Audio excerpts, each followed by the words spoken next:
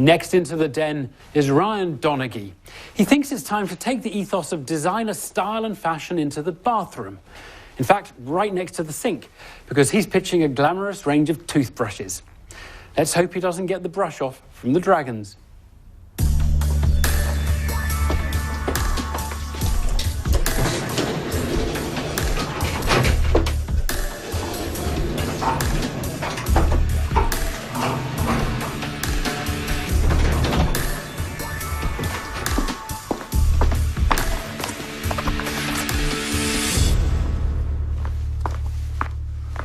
Hello Dragons, my name is Ryan Donaghy and I'm the founder of the Dot range. I'd like to introduce my first product, T.Brush, the world's slimmest and I believe the most stylish electric toothbrush. Today I'm seeking an investment of £150,000 for 11% share of my business.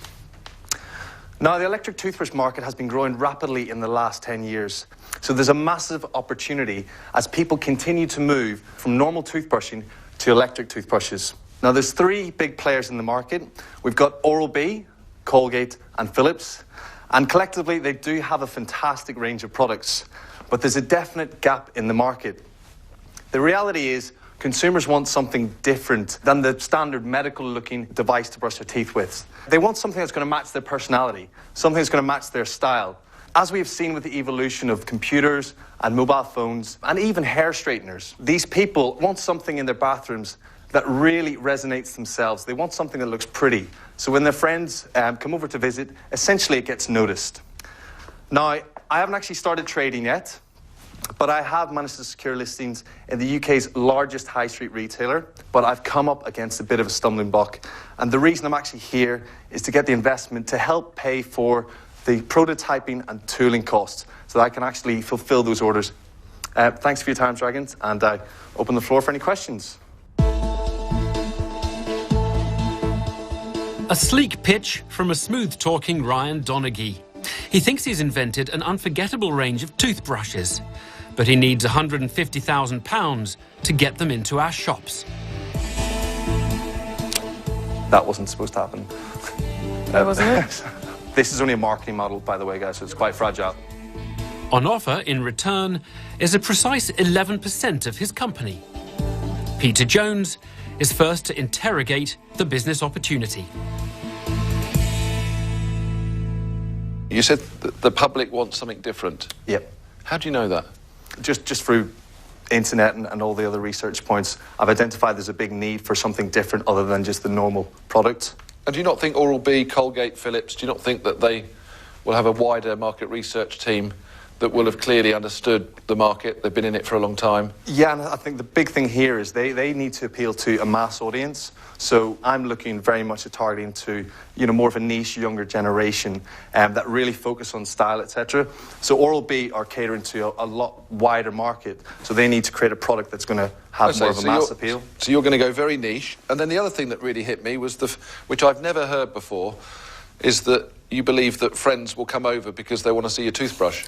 Yeah, well, you know what? I think it's something like we've seen with the other products. A lot of everyday accessories have been kind of following this trend where, it used to be okay to have a blocky phone or a very boring accessory, but it's really stepped on the mark. People love fashionable stuff. Yeah, but wait a minute, Ryan. Isn't this we are talking about toothbrush. Let's get back to toothbrush, not mobile telephone. I mean, if we look at hair straighteners, for example, a few years ago it was just... Well, no. I said, let's go back to toothbrush. OK, we'll go back to toothbrush. You said about getting noticed. They come over and it's a way to get noticed. Is that just a chat-up line for you? It could be. I could have a sexy toothbrush in the bathroom. It could work very well. Or you could go there and say, I'm doing a bit of market research. Do you mind if I go up to your bedroom and have your toothbrush? I just don't get... You're developing chat-up lines now. I know, I'm just thinking. So, two questions from me, Ryan, is, one, why going so niche with a product in a very competitive market? I think the reason I have to go so niche is I am not a multinational. I don't have the millions and millions of pounds of budget to focus on a wider audience. So by having, obviously, a very specific demographic that love this style proposition, I'm able to go in there and channel my efforts towards that with a little less budget. Now, we're not saying we're going to conquer the world with this toothbrush. We're not going to have the reach that Oral-B and stuff are, but we still will have a very, very lucrative business and a very, very profitable business. Okay, and the second question, which is really important to me, probably more important than the first, and that is that you said that you are going to launch in a major high street retailer. Yep. Who's the retailer? What price are you selling at? What margin are you getting? And what quantity? Okay, so we are selling to Boots. In terms of the list price, it's £54. So the overall margin for that is 71%. And how many have they ordered? They've given us an initial order for £40,000. Wow. Ryan's disclosure of a deal with a big high street multiple is the kind of confidence-boosting detail that appeals to any investor. But Duncan Bannatyne wants to gauge how the product will actually perform on the shelves. So what price are Boots retailing this toothbrush at? So the retail of the product is £99.99. What are typical electric toothbrushes selling for now? You've got a low-end market, which is anything up to about £25, £30, and then the mid-tier, which is anything up to about £100 and beyond. Philips are generally... What justifies yours being at the top end of the range? Well, firstly, it's the battery is key. So it's actually the fundamental issue with consumers of electric toothbrushes. So we've used a very expensive lithium polymer battery. Are you sure a £100 toothbrush has got a battery in it? Yeah. Well, I just stick mine in the charger, and I've had it a long time because I can change the heads. Yeah, but what do you think it's charging? Charging a battery? What's the... Did you really ask that? Ryan, I wouldn't buy one and use one because I don't like the way it's held because it slims down and it's hard for me to hold it. But I would probably buy them for my daughters. But, you get up against big competition and I see nothing that's unique enough about it. And in any case, the other operators can copy your battery life. So I wish you the best of luck, but I can't invest, so therefore I'm out. Disaster for Ryan as he suffers an early loss at the hands of Duncan Bannatyne. Now it's Kelly Hoppen's turn to cast her critical eye over the product's design. Do you know what? I'm really shocked that someone hasn't done this before, because if you think about telephones and computers, I mean, everybody's done the covers. I think it's sitting here now, why has no one ever done a black one opposed to a white one, if people have dark bathrooms? But this one you can't actually stand. I suppose that's the trade-off between having a sleek design and the handle the way it is and having one that stands up and is quite bulky. Look, I think it's a fantastic idea, and I do think you will sell some.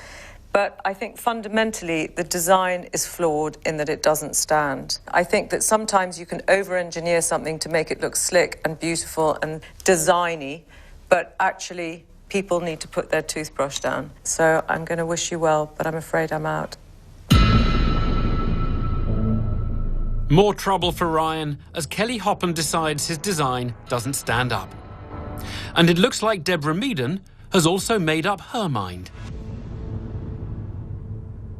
I haven't said a lot, but I've learnt a lot. I've just been sitting listening to you. I think you come across as very good, very credible.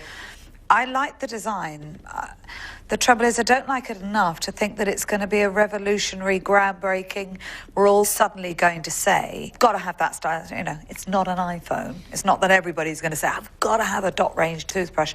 And actually, I think Kelly's point about it not standing up, I think that's quite a detractor. So I'm really sorry, Ryan. You with another product maybe, but this isn't it. So I'm afraid I'm out. And Ryan, you clearly know what you're talking about. Initially, I thought, nah, it's just a bit bonkers, really. And you talk a good game, and you sort of swayed me. I've been doing this. But I just don't think I'm going to get there on this one. Good luck with it. I think you will sell some, but best of luck, I'm out. 4 dragons out. And it seems that Ryan's time in the den is fast drawing to a close. But Peter Jones hasn't quite finished with the entrepreneur. You're valuing your business at 1.3 million and you haven't sold a product yet. I appreciate that. Obviously, as a startup, evaluation is based on assumptions. The assumptions is obviously a standard valuation of taking 3 years net profit. Yeah, but why would you invest in something that is worth something in 3 years at the price today? for me, it's not just investing in this one product. No, you're valuing your business. I mean, you know, you've got to realise that I was born on a day, but it wasn't yesterday. Yeah, no, I appreciate that. I suppose what I would say is this is launching in, say, the UK's largest high street retailer. Now, they've very much given me the intent that if it performs well, when they get another big range window, they're willing to increase that, and therefore the opportunity and the value of the business goes up. No, but why? So why is it worth 1.3 million today? Because, as I say, 3 years net profit, we're going to deliver that valuation. Well, if I said, look, I've got routes to market and I think it's great, I'll give you £1 million, but I want 100% of it, you'd sell it, wouldn't you?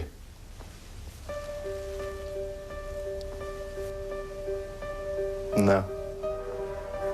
Ryan, come on.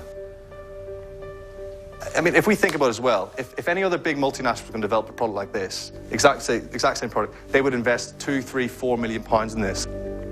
You wouldn't take £1 million off me for your idea now? No. Really? Yeah.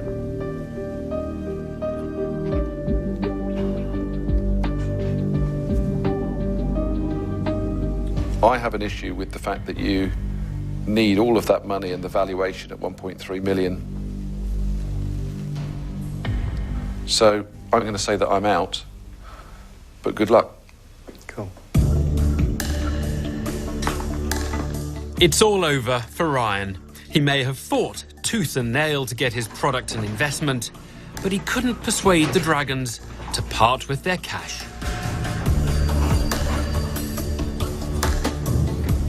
Good example of getting everything right, yet still walked away with no money. Yeah. No, that valuation brushed me up the wrong way. Oh, very funny.